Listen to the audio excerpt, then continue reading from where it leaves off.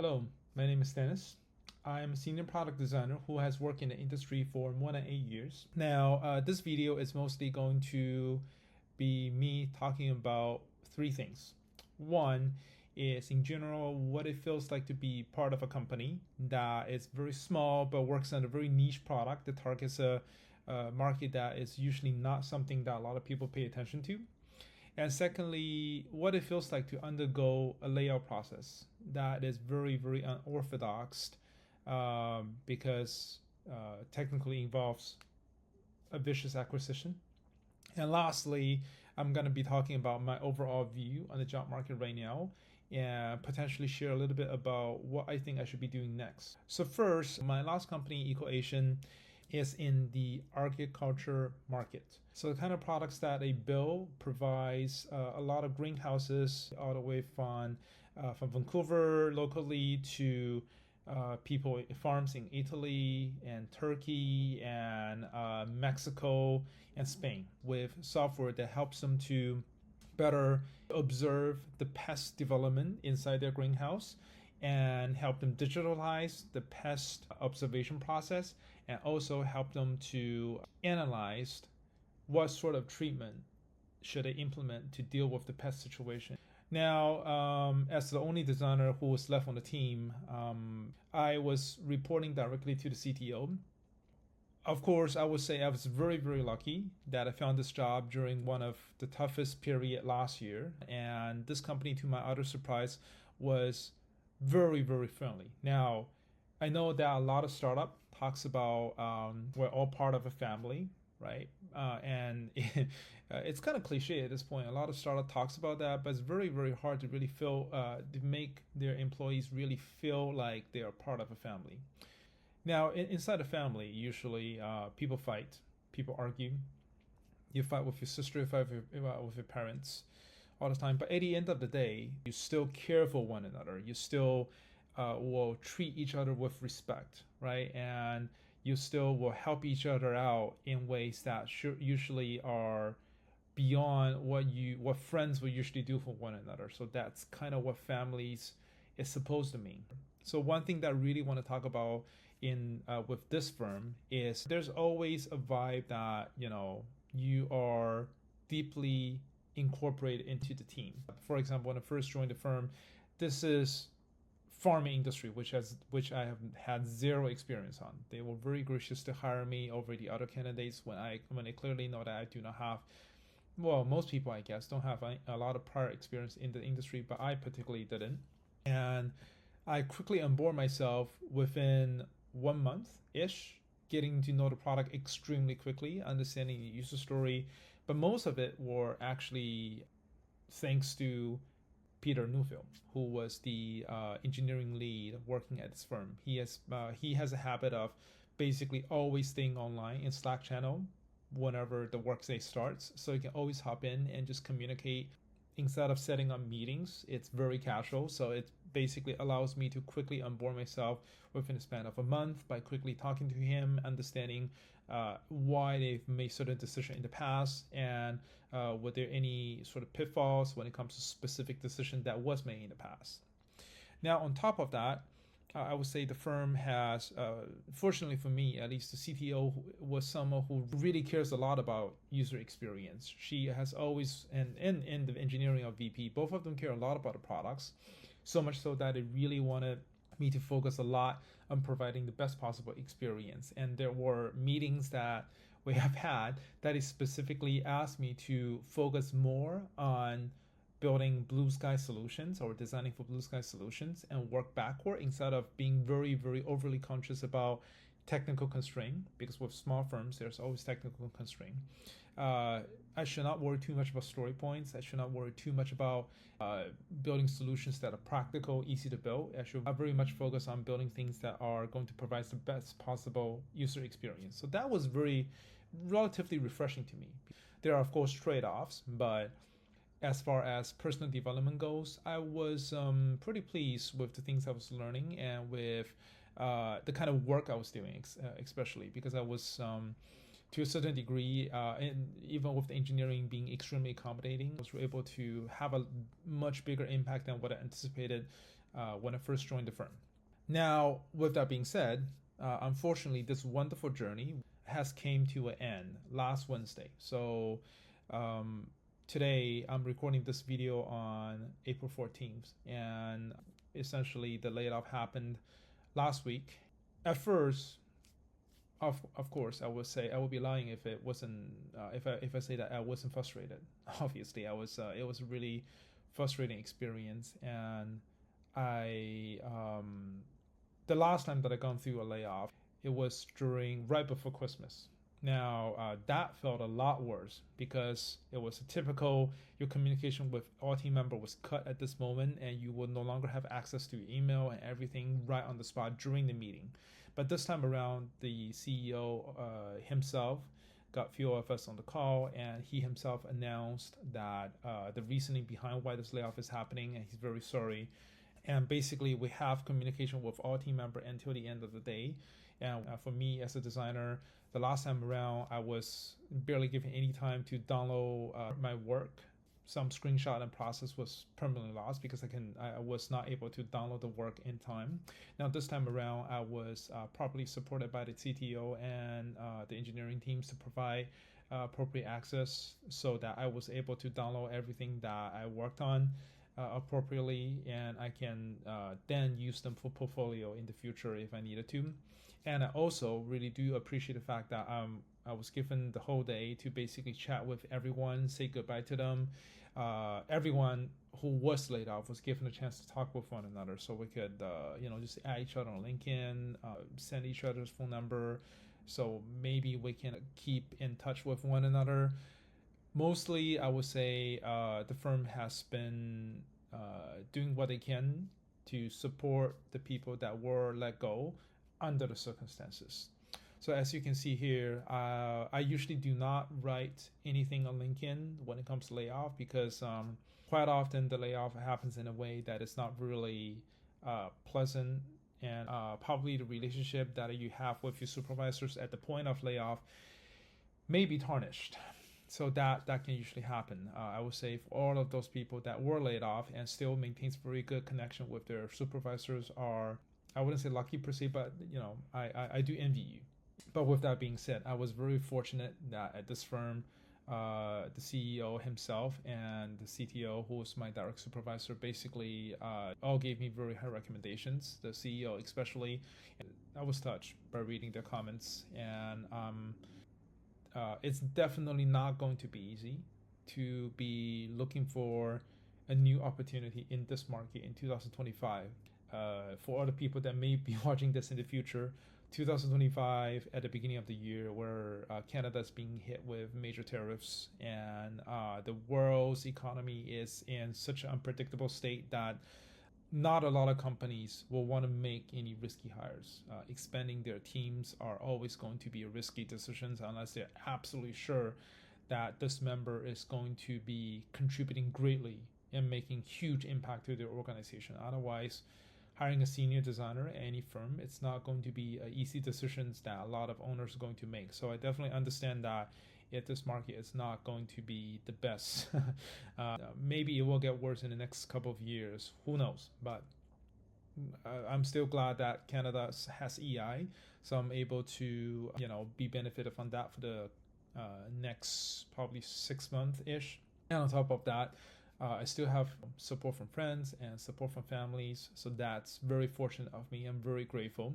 Now, with that being said, now I guess that transitions me into talking more about my view on this job market right now and what am I going to be doing next potentially. So in terms of this job market, I've already said that I think it's probably just when people thought last year was bad, 2025 is probably even worse.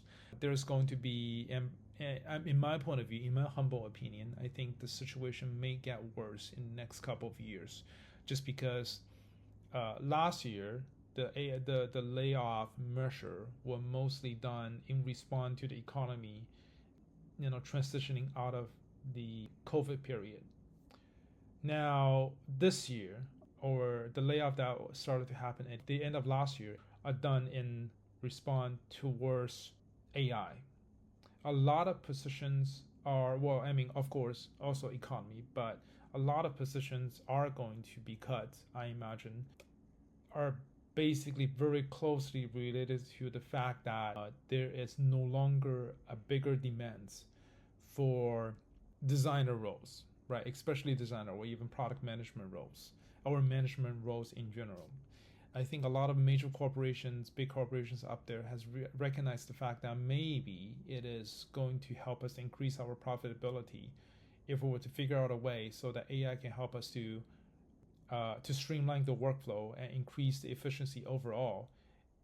Doesn't matter if it's coding, if it's designing, the work that was probably we needed a team of 10 previously could have been done with a team of 2 right now, potentially.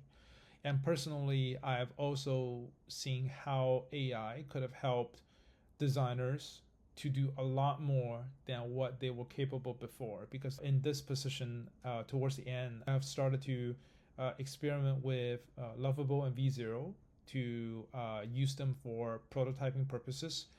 And part of it was also to showcase the stakeholder in terms of how certain interface and interaction will work. And on top of that, I was also using it to demonstrate interaction and how bells is supposed to work to the engineering teams as part of the design handoffs. It was pretty good. It's really effective. This was something that I was not able to do previously, but now when AI is in the picture, all of a sudden one designer's capability is greatly expanded. And previously, you might have needed another interaction designer, especially, to get involved in the team and help produce very thoughtful and delightful micro interaction. But now you could have done that by just telling AI that I wanted to build this. Here's a reference. Can you please replicate this effect for me? And that can already be done with AI nowadays. So definitely I would say the whole design industry is going to be a lot different compared to a couple of years ago. Especially, I guess, the bar for being a designer is going to be very, very different. Especially in the future, I suppose, being a holistic experience designer, product experience designer, is going to be the main trend. Where previously, I guess, designers have more specific roles that are just looking after one segment of the whole design process. But now, I guess, there's no longer going to be UI specialists. There's probably going to be less UX specialists. A lot of times you're expected to do research with the help of AI. You're expected to basically, more and more designer needs to be able to carry out the end-to-end process by themselves most of the time. I mean, I have had a lot of experience doing that in the past, but I don't think that is going to be a huge advantage now, just because I've had a lot of experience doing things that takes idea all the way to implementation. Doesn't mean that's going to be a competitive advantage in the future. I think a lot of designers are going to be able to do that, and almost every designer is going to be required to do that. So that's my thought on how the industry is going to shift in the next couple of years. Now, with that being said, even though the job market is very bad, and I'm honestly not expecting to land a job faster than 8 months. Therefore, with that being at the back of my mind, right now, my next step, or what I'm thinking of doing, is first of all, I'm going to dabble a little bit more into working on things that requires me to be a little bit more creative. I wanted to work on something that is less logic driven, but more creativity driven. When it comes to product design, I guess a lot of people would have been like, oh, well, as a designer, aren't you already, being really creative? But then here's the thing. As a product designer who's resolving a lot of business requirements and user requirements, there's always probably a very optimized solution at the end of the day. If you were to incorporate in all of the constraints, all of the challenges, and look at all of the trade-off, when everything is being considered properly, then there is always a way to arrive at a solution that is going to be acceptable by the user. If I can do that, if a lot of people could do that, then AI can do that. Just given if AI is able to gain access to enough information, enough user data, able to basically tap into design system, design library, then yeah, it's quite likely that AI can do exactly what product designers are doing nowadays in the future when a product manager or a product person or like a founder give it a line of prompt and it's just going to actually produce the entire thing for you. Assuming that the prompt becomes more and more comprehensive and sophisticated, I will imagine the product will only be better and better if the person who's using AI knows what he or she is doing.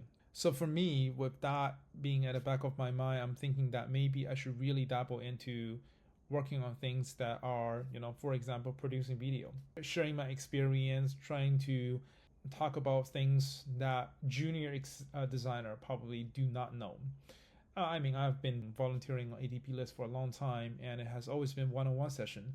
So maybe I can share some of my thoughts on design, maybe do specific design projects on the side and talk about my thought process and document them in the format of a video potentially. And another thing that I really wanted to do is I'm a gamer. I've been gaming for the majority of my life. I've been playing video games, computer games for many, many years. Now, being someone who games a lot, I've always thought that it would be very, very cool, very interesting if I can create something of my own. There has been a lot of limitations that's basically making it so that creating a game, it's going to be very difficult for a designer per se. Yeah, being an indie game designer who may have the capability to build up an entire game by yourself is insanely difficult. I have a lot of respect for anyone who's able to build up just one game all by themselves or with a team of 2 or 3. That's very, very difficult. But now, I think recently I've started to experiment with creating board games, more or less.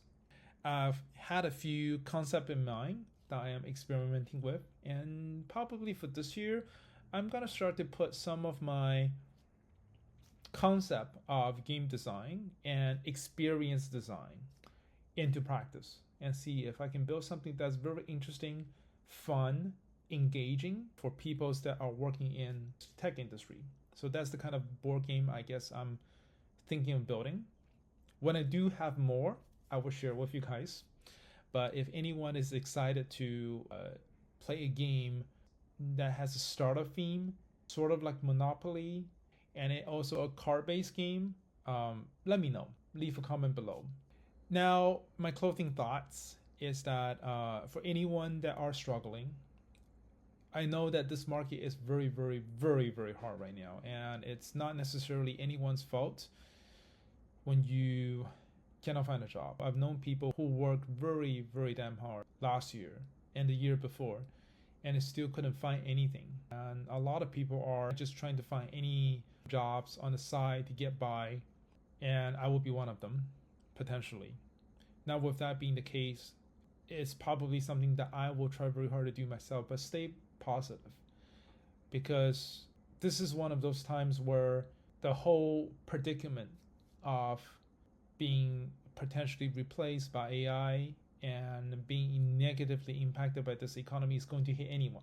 Doesn't matter if you're a CEO of a firm, if you are running a small business, or if you are a solo entrepreneur, if you are a designer, even if you are someone who came from FANG company.